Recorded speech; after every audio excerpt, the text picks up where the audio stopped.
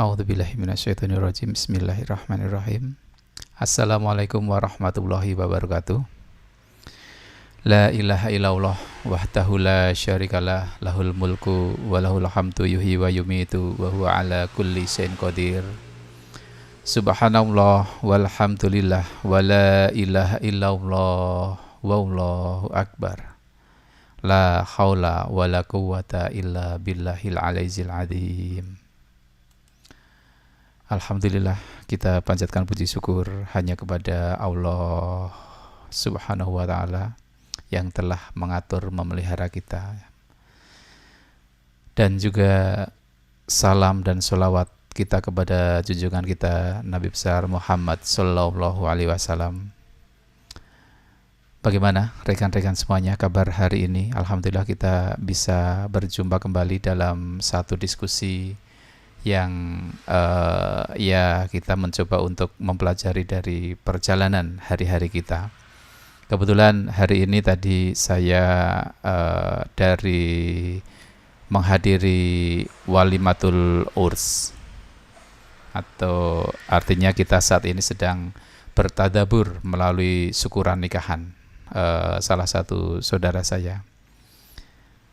Dan mungkin hari ini juga saya lihat ada beberapa tempat yang sedang mengadakan acara juga. Artinya ini banyak mengambil momen pada bulan Syawal ini. Ya, memang nikah merupakan pintu masuk sebuah jenjang kehidupan yang baru. Dan pernikahan dapat diartikan bahwa adanya suatu perjanjian suci yang dilakukan oleh seorang laki-laki dan perempuan yang ingin melanjutkan hubungan menjadi hubungan yang halal. Ya, jadi itu adalah niatan untuk nikah. Namun dalam hal ini menyatukan dua ego, menyatukan dua keinginan, tapi bukan berarti meleburkan dua ego dan dua keinginan. Karena apabila sudah ada niatan meleburkan dua ego dan dua keinginan, ya ini suatu saat akan menjadi rawan konflik. Namun yang jelas menyatukan ini bukan artinya melebur, tapi ya tetap ada dua tapi disatukan. Itu makna menyatukan. Menyatukan dua pendapat, bukan meleburkan dua pendapat. Karena kadang-kala di dalam keluarga pun juga tidak jarang adanya suatu perbedaan keinginan, perbedaan cara untuk memenuhi keinginan tersebut, dan perbedaan pendapat itu hal yang sangat wajar sekali. Nah, dengan adanya beberapa perbedaan itu yang memang dibawa yang ya itulah pasangan, sehingga perlu adanya suatu cara untuk mengadaptasi sebuah perubahan peran. Ya, perubahan peran di sini ya tadinya sendiri jadi berdua. Tadinya keinginan egonya sendiri jadi harus menyatukan dua ego yang harus sama-sama diterima. Nah, sehingga di sini perlu adanya satu landasan kesadaran akan Allah Subhanahu wa taala. Kesadaran yang akan tiada yang menyatukan dua ego kecuali Allah. Ya. Jadi kita menyadari tiada yang bisa menyatukan dua ego itu kecuali Allah. Kesadaran akan tiada yang mempertemukan antar dua insan itu kecuali Allah. Kesadaran akan Allah lebih besar dari apapun, termasuk pelajaran hidup, tantangan hidup. Nah, ini merupakan suatu bekal yang harus dimiliki dan harus difahami pada saat memang akan menghadapi hal-hal tersebut. Pelajaran hidup tentu akan didapat setelah menikah.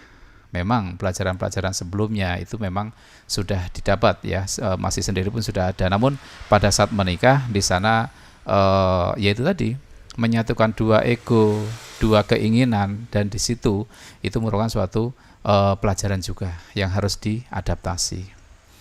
Dengan konsep menerima akan ketentuan Allah apapun itu, kemudian berterima kasih kepada Allah dan mempercayakan segalanya kepada Allah akan membentuk kebahagiaan yang hakiki dalam sanubari dua insan yang disatukan oleh Allah itu.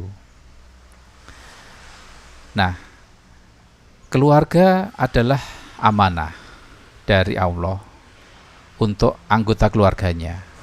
Kemudian istri adalah amanah dari Allah untuk seorang suami. Demikian juga suami adalah amanah dari Allah bagi seorang istri.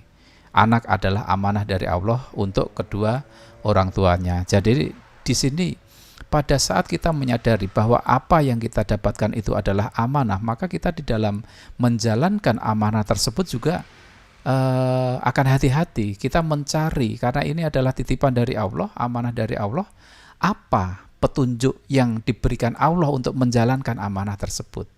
Nah, ini sebaiknya kita melatih sensitivitas kita untuk melihat tanda-tanda, melihat perintah apa yang harus kita lakukan pada saat menjalankan amanah-amanah tersebut.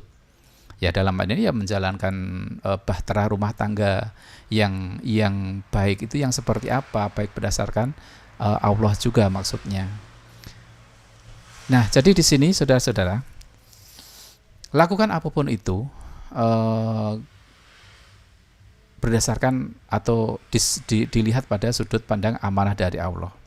Maka Allah akan memberikan amanah, tentu pasti juga akan memberikan tanda bahwa amanah tersebut harus diterima dan memberikan perintah ataupun petunjuk bagaimana cara menjalankan amanah tersebut. Karena tidak jarang ya, dalam berkeluarga itu mungkin 1 tahun, 2 tahun, 3 tahun sampai 5 tahun masih baik-baik saja. Namun begitu menginjak masa 6 tahun dan seterusnya itu ada satu permasalahan. Bahkan tidak hanya itu, 1 tahun, 2 tahun ada masalah pun ada juga, karena mungkin di sana merasa ini dulu pada masa berpacaran, pada masa ta'aruf itu seolah semuanya baik-baik saja, sudah diketahui dan semuanya cocok, tapi ternyata pada saat sudah menikah, ternyata ada beberapa hal yang dulu belum tahu.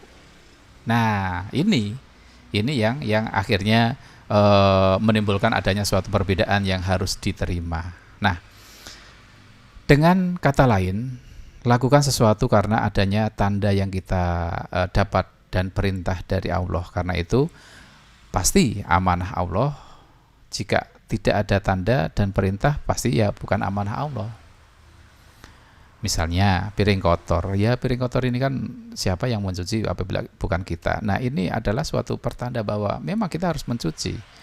Mencuci hanya sekedar mencuci akan berbeda maknanya apabila mencuci karena memang itu adalah amanah dari Allah. Ini piring sudah saya gunakan untuk kemudahan saya, maka ini merupakan suatu amanah dari Allah, saya cuci. Nah, mencuci, membersihkan piring ini apabila memang didasari karena Allah, ini akan menjadi nilai ibadah yang tersendiri, bukan hanya sekedar bebersih piring. Jangan karena gabut, nggak tahu libur kerjaan, nggak tahu apa yang harus dikerjakan, akhirnya melakukan sesuatu hal yang tanpa arti. Nah, ini sebaiknya jangan karena yang lain juga melakukan sesuatu beraktivitas karena ya tujuan selain Allah. Nah, ini yang sering kita hadapi di kehidupan kita. Nah, apa yang terjadi pada saat terjadi perbedaan itu, apa yang memang terjadi? Nah, perbedaan apapun itu ya banyak kan. Kita ada di keluarga itu mungkin hanya sekedar makanan, yang satunya suka pedas, satunya enggak. Satunya suka lebih asin, satunya suka lebih manis, itu kan juga perbedaan. Ini adalah kaitannya dengan keinginan ataupun mungkin perbedaan cara mengasuh anak. Nah, ini kan juga perbedaan. Apabila tidak disatukan, apabila tidak diterima perbedaan-perbedaan itu, maka akan menjadi sumber konflik. Nah, ini. Nah, sehingga apa yang harus kita lakukan pada saat ada terjadi perbedaan itu? Ya, kembali lagi, kita di dalam merespon terhadap suatu masalah apapun itu, jangan sampai bosan, jangan sampai itu lagi enggak. Karena memang hanya itu yang harus kita lakukan pertama, yaitu menerima. Apapun perbedaan yang ada, apapun situasi yang ada, menerima. Makanya sering dikatakan mantra, ya, mantra solusi jalan keluar yaitu EMP, nggih matur nuwun percanten Allah akan menolong. Nah, ini adalah satu rumus yang harus kita pegang. Misalnya istri masak tidak sesuai dengan selera, oke, nggih kula tampi, ora apa-apa, tak tompo. Yang namanya menerima itu tanpa komen, tanpa protes, itu menerima. Udah, pokoknya terima, nggih kula tampi. Ingat ya, tanpa komen, tanpa protes, tanpa catatan. Itu yang namanya nerima. Kemudian apa? Matur nuwun, panjenengan sampun berkehendak seperti ini ya Allah. Masakannya yang seperti ini saya terima. Kalau percaya Allah akan memintarkan istri saya untuk bisa sedikit demi sedikit mengerti apa yang saya inginkan. Ya, gak usah marah ataupun ditegur. Udah, terima tanpa catatan, tanpa komen. Gitu. Nah, misalkan suami, misalnya istri ulang tahun, suami lupa tanggal ulang tahun, ya kembali saya terima, nggih kula tampi bojo kula lali tanggal ulang tahun kula. Matur suwun ya Allah, walaupun dia lupa, namun lupanya itu memang sedang sibuk dengan pekerjaan. Kula tampi. Moga jenengan memberikan bantuan untuk mengingatkan suami saya sehingga dia akan ingat, dan ya ini saya terima. Oke. Ya masih banyak lagi contoh-contoh yang lain ya kaitannya dengan masalah menerima di dalam apa yang terjadi dalam kehidupan ini. Nah, kemudian kebahagiaan itu sebaiknya diciptakan ya dengan rumus EMP tadi. Kita tujuannya adalah untuk menciptakan kebahagiaan. Karena kebahagiaan itu kita ciptakan, bukan dicari.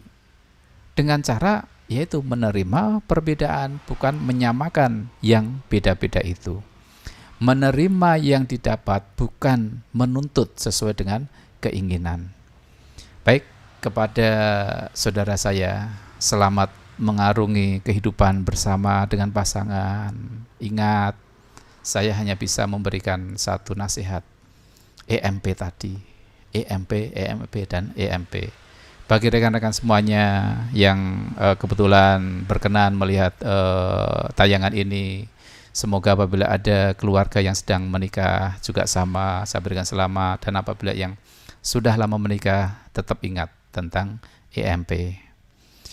Tetap sadar Allah, tetap ingat mantra nggih matur nuwun percaya pitulungan Gusti utawi EMP, dan kita mencoba menerapkan dalam segala situasi kehidupan.